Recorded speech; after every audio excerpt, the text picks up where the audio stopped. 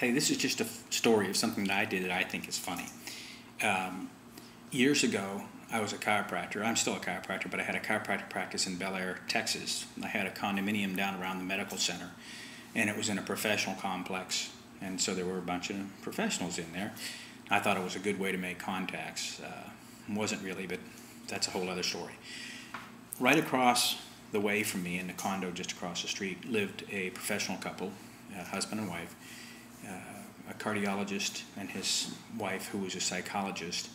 And one of the things, we became good friends, and one of the things that they were always doing was they were gaining and losing weight. I mean, not that any of us ever experienced the process of gaining and losing weight and trying to keep weight off and trying to, but they would do different things. And one of the things that I knew that they had done was they were going to Weight Watchers.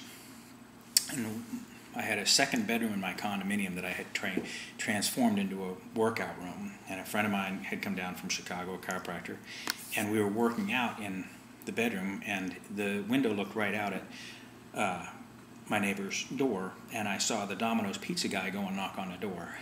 So I ran to my friend's wife, and I said to her, listen, call this number and tell them you're a representative from Weight Watchers and ask them if they're eating anything right now. And so she, my friend Allison, called the number, and she said, hi, this is Allison, I'm from Weight Watchers, and I'm wondering if you've eaten anything, or if you're eating anything right now. And then I heard her say, well, if you're planning on eating, or if you just had a meal, can we talk about what you're eating? And I couldn't hear the other line, of course, and so then Allison said to me, you have to take this, I can't do this anymore. So I got on the phone, and I said, nah. I said, this was really funny, Lorraine. And she said, oh my God, I can't believe you did this, you are such an asshole. And I said, well, thanks for noticing, and I love you too. And she said, Mick? And she really thought it was her husband. And she came over a little bit later, and when her husband got home, she had to fess up to the whole thing, I guess, because she was having so much fun with it.